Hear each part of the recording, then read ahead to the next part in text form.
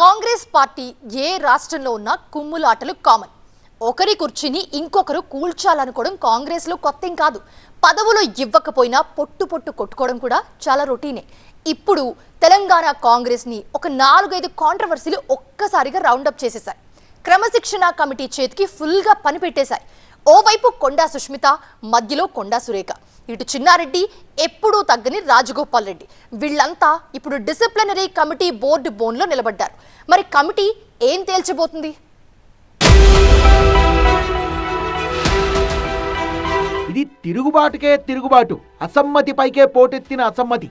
ఒకరు కాదు, ఇద్దరు కాదు, ఎమ్మెల్యేలు ఎమ్మెల్సీలు కలిపి మొత్తం 20 మంది లీడర్లు హైదరాబాద్ లో సమావేశం పెట్టుకుని మూకుమ్మడిగా మంత్రి కొండా సురేఖపై తిరగబడ్డం ఓ సంచలనమనే చెప్పాలి. పరకాల సీటు విషయంలో కొండా కూతురు సుస్మిత సీఎం ని పట్టుకొని ఇష్టం వచ్చినట్టుగా మాట్లాడుతుంటే మంత్రిగా ఉన్న సురేఖ ఏం చేస్తున్నారు? కనీస బాధ్యత ఉండక్కర్లా, తప్పుని తప్పని కూతురికి చెప్పక్కర్లా అంటూ నేతలంతా కొండాపై దండయాత్రకు దిగారు. అందరూ కలిసి క్రమశిక్షణ కమిటీ కంప్లైంట్ బాక్స్ ని నింపేశారు. క్రమశిక్షణ కమిటీ చైర్మన్ గా ఉన్న మల్లు రవి రంగంలోకి దిగి శనివారం నాడు 3 గంటల పాటు సుదీర్ఘంగా చర్చించారు. సీఎం రేవంత్ రెడ్డిపై సుస్మిత చేసిన వ్యాఖ్యలు ఆమె వ్యక్తిగతమని పేర్కొన్న కొండా సురేఖ వివరణను మల్లు రవి వ్యతిరేకించారు. పార్టీకి వ్యతిరేకంగా ఒకరు మాట్లాడుతుంటే దేవాదాయ శాఖ మంత్రి హోదాలో ఉన్న కొండా సురేఖ ఎందుకు స్పందించలేదు?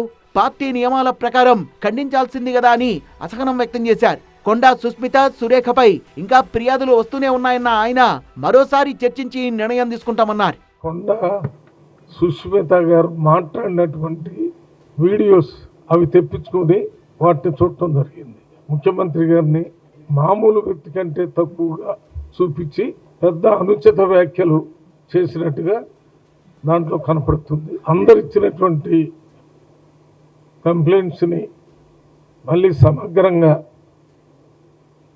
మళ్ళీ ఒకసారి డిసిప్లినరీ కమిటీ మీటింగ్ పెట్టి దాని మీద నిర్ణయం తీసుకోవాలనుకున్నాం.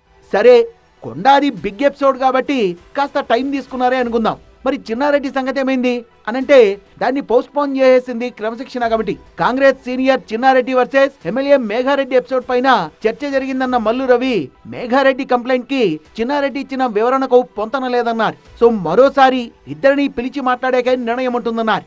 మరి ఈ కంప్లైంట్ చేసినటువంటి ఎమ్మెల్యేని మళ్ళీ ఒకసారి పిలిచి చిన్నారెడ్డి గారు ఇచ్చినటువంటి సమాధానానికి మీరు ఇచ్చిన కంప్లైంట్కి చాలా తేడా ఉంది, వారి దగ్గర కూడా మళ్ళీ వివరణ తీసుకుని.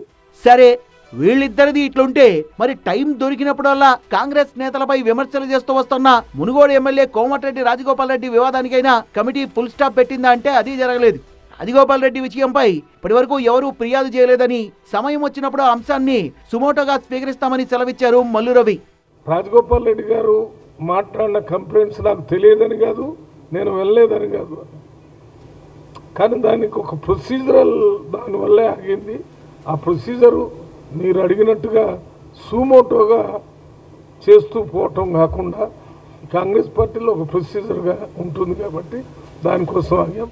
మొత్తంగా మరో 2-3 చిన్న చిన్న ఇష్యూస్ పై కమిటీ చర్చించినప్పటికీ ప్రధానంగా కొండా సురేఖ, చిన్నారెడ్డి, రాజగోపాల్ రెడ్డి ఇష్యూస్ పైనే సమావేశమైంది. ఇప్పుడే చెప్పలేం, ఇంకా టైం కావాలంటుంది. మరి నెక్స్ట్ మీటింగ్ లో అయినా ఈ వివాదాలపై తుది నిర్ణయం తీసుకుంటారా లేదా అనేది చూడాలి.